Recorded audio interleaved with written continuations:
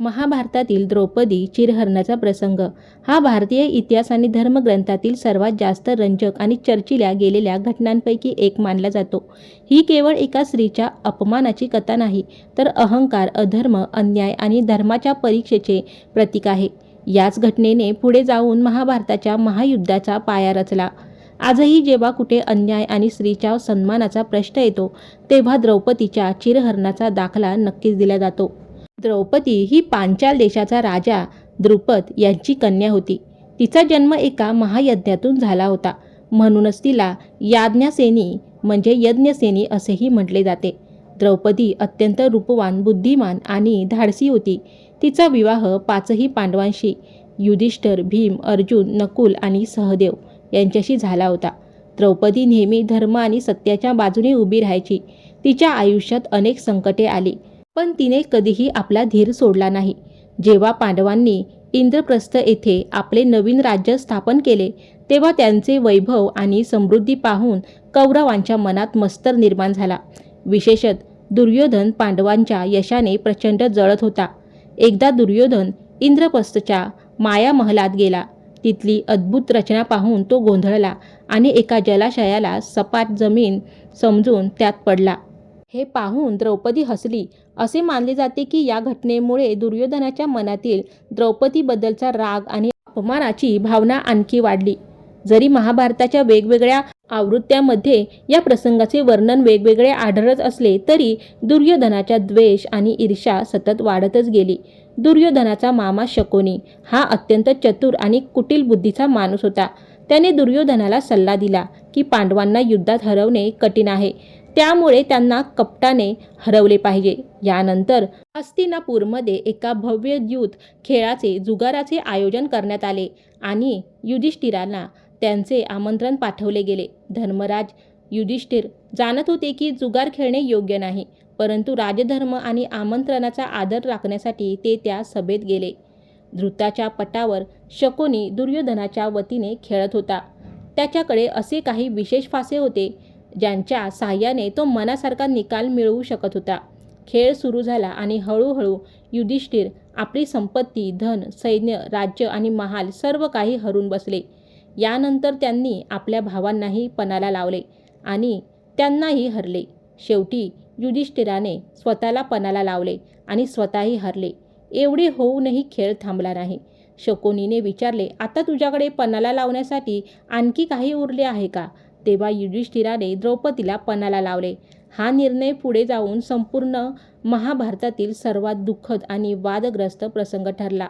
जेव्हा द्रौपदीला युद्धात हरले गेले, तेव्हा दुर्योधनाने आपला भाऊ दुष्यंत याला आदेश दिला की द्रौपदीला ओढत सभेत आणले जावे. त्यावेळी द्रौपदी राजमहालात होती. जेव्हा तिला निरोप मिळाला, तेव्हा तिने एक अत्यंत बुद्धिमान प्रश्न विचारला की पहिले मला हे सांगा की युधिष्ठिर स्वतःला आधी हरले होते की मला? द्रौपदीचा असा युक्तिवाद होता की जर युधिष्ठिर स्वतः आधीच हरले असतील, तर त्यांना इतर कोणत्याही व्यक्तीला किंवा मला पणाला लावण्याचा अधिकार उरत नाही.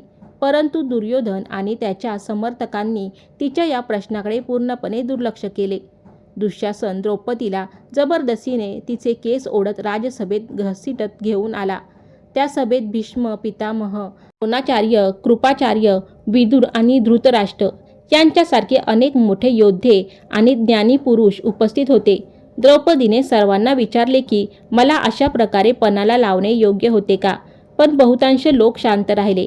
विदुरांनी या गोष्टीला तीव्र विरोध केला, पण त्यांचे ऐकले गेले नाही.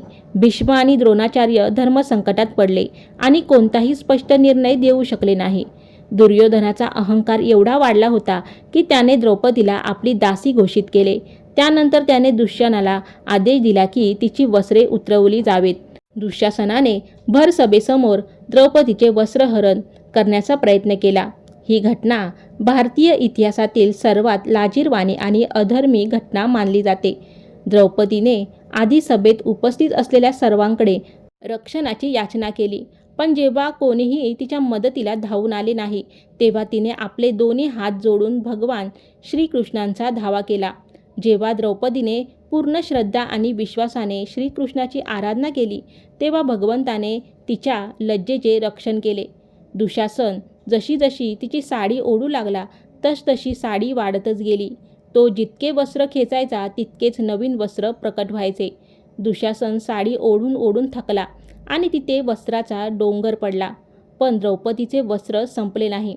अशा प्रकारे भगवान श्रीकृष्णाने द्रौपदीचे रक्षण केले आणि हे सिद्ध झाले की जो मनुष्य खऱ्या मनाने ईश्वराला शरण जातो त्याचे रक्षण नक्की होते. मित्रांनो, चिरहरण का झाले? दुर्योधनाचा मत्सर, पांडवांचे यश आणि वैभव पाहून दुर्योधन अत्यंत ईर्ष्यावादी झाला होता.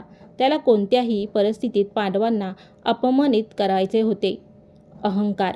दुर्योधनाला आपल्या शक्तीचा आणि राज्यसत्तेचा प्रचंड माज होता. हाच अहंकार त्याला अधर्माच्या मार्गावर घेऊन गेला. शकुनीने दुर्योधनाला सतत भडकावले आणि कपटाने पांडवांना जाळ्यात अडकवण्याची योजना आखली.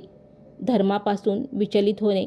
सभेत उपस्थित असलेल्या मोठ्या व्यक्तींनी डोळ्यासमोर अन्याय होताना पाहिला, पण योग्य वेळी त्यांचा विरोध केला नाही. हे मौन म्हणजेच शांत राहणे अधर्माला खतपाणी घालणारे ठरले. नियती आणि महाभारताची पार्श्वभूमी. अनेक धार्मिक मान्यतांनुसार अधर्माचा नाश करून पुन्हा धर्म प्रस्थापित करण्यासाठी आणि महाभारताच्या युद्धाची पार्श्वभूमी तयार करण्यासाठी ही घटना घडणे नियतीला मान्य होते. या भयंकर अपमानानंतर द्रौपदीने प्रतिज्ञा केली की जोपर्यंत मी दुःशासनाच्या रक्ताने आपले केस धुणार नाही तोपर्यंत मी माझे केस बांधणार नाही, मोकळेच ठेवीन. पुढे महाभारत युद्धात भीमाने दुःशासनाचा वध करून तिची ही प्रतिज्ञा पूर्ण केली. या घटनेतून मिळणारी शिकवण म्हणजे मित्रांनो, स्त्रीचा सन्मान हा समाजाचा सर्वात मोठा धर्म आहे. ज्या समाजात स्त्रीचा अपमान होतो त्यांचा विनाश निश्चित असतो. अहंकार आणि मत्सर हे माणसाच्या विनाशाचे मुख्य कारण ठरतात. अन्याय होत असताना शांत राहणे किंवा मौन बाळगणे हा सुद्धा अधर्मातील सहभागच मानला जातो. खऱ्या श्रद्धेने आणि विश्वासाने देवाची प्रार्थना केल्यास ईश्वरी कृपा नक्की प्राप्त होते. सत्याचा मार्ग कितीही कठीण असला तरी शेवटी धर्माचे रक्षण करणाऱ्यांचाच विजय होतो. तर मित्र आणि मैत्रिणींनो, तुम्हाला द्रौपदीची ही कथा कशी वाटली हे कमेंट करून नक्की सांगा. कथा आवडली असेल तर लाईक करा. चॅनलवर जर नवीन असेल तर चॅनलला देखील सबस्क्राईब करायला विसरू नका.